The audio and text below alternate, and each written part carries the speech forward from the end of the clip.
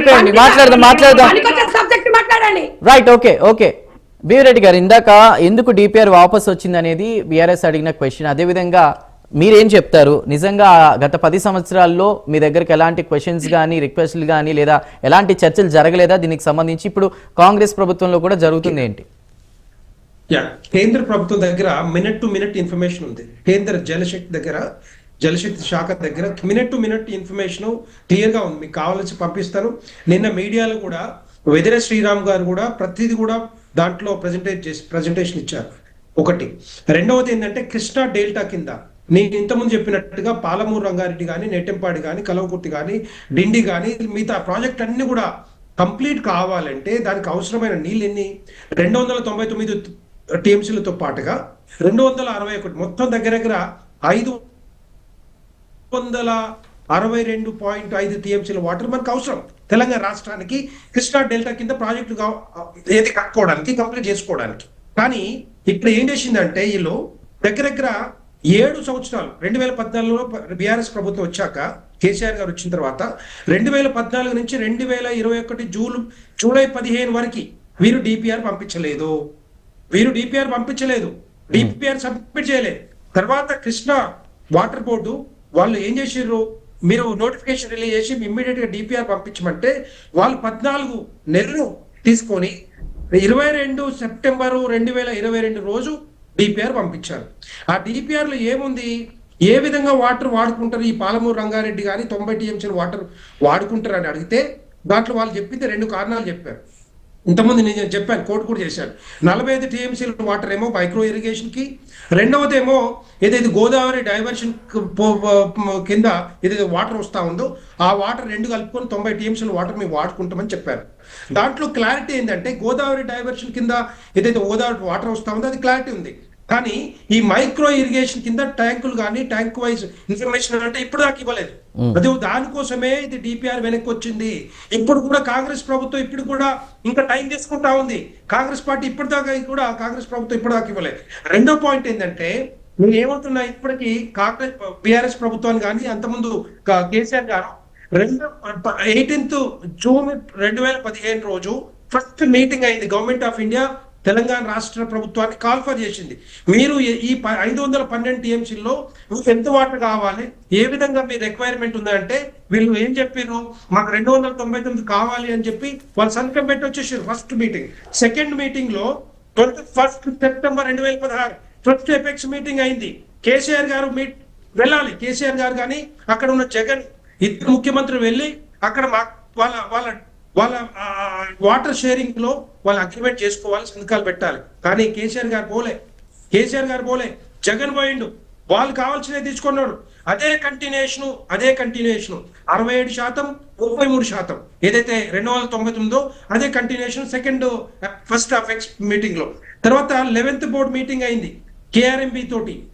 అప్పుడు కూడా వీళ్ళు ఏం చెప్పలే, వీళ్ళు ఆబ్జెక్షన్ చెప్పలే, మాకు చాలు, ఇంతవరకే చాలు, మేము 299 వాడుకుంటామని చెప్పి ఆ రోజు కూడా అదే మాట మాట్లాడు. సెకండ్ ఎపెక్స్ మీటింగ్ అయింది. సెకండ్ ఎపెక్స్ మీటింగ్ అంటే అపెక్స్ కౌన్సిల్ అంటేనే హైయెస్ట్ ప్రొఫైల్ మీటింగ్ అది. ఇది ముఖ్యమంత్రి గారు వెళ్ళాలి, సీఎంలు 2 రాష్ట్రాల ముఖ్యమంత్రులు వెళ్ళాలి, దాంతో పాటుగా జలశక్తి శాఖ మంత్రి గారు ఉంటారు. సో ఆ రోజు కూడా కనీసం దాని మీద ఆబ్జెక్షన్ కూడా చెప్పలేదు. ఎప్పుడైతే అది 6th అక్టోబర్ 2020 ఇప్పటికి కూడా వీళ్ళు 299 కావాలి, మీ ఇష్టం వచ్చినట్టు దోచుకోపోరా నాయన, మీరు పోతిరెడ్డి పొక్క పెట్టుకుంటారో లేకపోతే 10 టీఎంసీలు తీసుకుంటారో, 55,000 క్యూసెక్ల నుంచి 94,000 క్యూసెక్లకి ఏ విధంగా జగన్ తోటి చీకటి ఒప్పందంలో భాగంగానే కేసీఆర్ నోరు మూసుకొని కూర్చున్నాడు ఇక్కడ. అందుకే ఈరోజు పాలమూరు రంగారెడ్డిని ఎండబెట్టేది మొదటి ముద్దాయి బీఆర్ఎస్ ప్రభుత్వం, కేసీఆర్ గారే కావాలని చేస్తున్నారు. ఇప్పుడు సెంటిమెంట్ రాజకీయాల కోసం దాన్ని మళ్ళా తీసుకొచ్చి రేపు పొద్దున గెలవడానికి ప్రయత్నం చేస్తా ఉన్నారు. ఇవన్నీ కారణాలు ఉంటే మేము రియాలిటీలో చెప్తున్నాం, ఒకటే వాదన కాదు. కాంబోజ్ గారు మీరు అన్నారు ఇంత ముందు, అదే వాదన వాదిస్తున్నారు. ఒకటే వాదన ఎందుకు వాదిస్తున్నాం, తప్పు చేసింది కాబట్టే, మీరు తప్పు చేసింది కాబట్టే అదే వాదన వాదిస్తా ఉన్నాం. మా దగ్గర మినిట్ టు మినిట్ ఇన్ఫర్మేషన్ ఉంది. మీరు ఎన్ని అబద్ధాలు చెప్పినా మీ తెలంగాణ ప్రజలకి తీసుకుపోయేది ఇవే తీసుకుపోతాం, గిట్లగే చెప్తాం. డెఫినెట్ గా మేము one second right. Okay Reddy గారు. ఓకే లక్ష్మణ్ గారు, ఫైనల్ గా ముగింపు వ్యాఖ్యలు ఏంటి మీకు? అంటే ఒక నిమిషం రెడ్డి గారు, ముగిద్దాం. కోట్ల రూపాయలు మొత్తం కూడా ప్రజాధనం వృధా అయిపోయింది, గోదావరి పాల నీళ్ళు అయిపోయింది. ఓకే రెడ్డి గారు ముగిద్దాం. రైట్. లక్ష్మణ్ గారు, నదీ జలాల పంపకాలకు సంబంధించి తెలుగు వాళ్ళు కొట్టుకోవాల్సిందేనా? క్లారిటీ ఎప్పుడు వస్తుంది? మీ ముగింపు వ్యాఖ్యలు ఏంటి? ఇప్పుడు ఇప్పటికైనా చంద్రబాబు నాయుడు గారికి ఇక్కడ రేవంత్ రెడ్డి గారికి మంచి సంబంధాలు ఉన్నాయి. వీళ్ళిద్దరికీ కేంద్రంలో బీజేపీతో మంచి సంబంధాలు ఉన్నాయి. అంటే అక్కడ ఎలాగో ఎన్డీఏ కూటమి ఉంది, ఇక్కడేమో రేవంత్ రెడ్డి గారు కేంద్ర ప్రభుత్వంతో మంచిగానే ఉంటున్నప్పుడు కేసీఆర్ తప్పు చేశారు అనుకుందాం. డిపిఆర్ కూడా ఎన్నికలు వస్తాయనగా ముందు ఆ డిపిఆర్ వెనక్కిపోయింది కేసీఆర్ గవర్నమెంట్ లో. వెనక్కిపోయిన తర్వాత ఇప్పుడు కాంగ్రెస్ ప్రభుత్వం వచ్చి 2 సంవత్సరాలు అయినా కూడా ఆ డిపిఆర్ కూడా ఎందుకు సవరించి మళ్ళీ పంపలేదు? ఇందాక బీజేపీ మిత్రుడు చక్కగా అన్ని అంశాలు కరెక్ట్ గా వివరించాడు. ఆయన చెప్పిన దాంట్లో ఒక్కటి కూడా ఏది ఎగ్జాజరేట్ గా లేదు, అబద్ధం కూడా లేదు. సో ఇప్పటికైనా ఈ ప్రభుత్వము సఖ్యతతో వెళ్ళి దిగువ రాష్ట్రమైన ఆంధ్రప్రదేశ్ తో కూడా సంప్రదింపులు జరిపి ఈ ట్రిబ్యునల్ పోవడాలు, సుప్రీంకోర్టులు పోవడాలు ఇప్పట్లో తెగవని. ఇప్పుడు జగన్మోహన్ రెడ్డి గారు మరి కేసీఆర్ ఉన్నప్పుడు కృష్ణా వాటర్ మీద రాయలసీమ ప్రాజెక్టు ప్రతిపాదన పెట్టాడా లేదా? టెండర్లు కూడా పెంచాడు కదా. సుప్రీంకోర్టుకి వెళ్ళి కేసు పెట్టడం వల్ల అది స్టే వచ్చేసింది కూడా ఆగిపోయింది.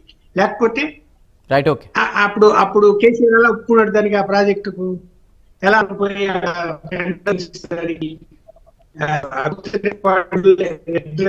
సమీపంలో నిర్మాణం చెప్పని ప్రయత్నం చేశాడు కదా. దానికి వాటర్ మరి ఇవ్వగలుగుతారా? కిందని పైన ఈ ప్రాజెక్ట్ నిర్మాణం కిందికి పోదు కదా.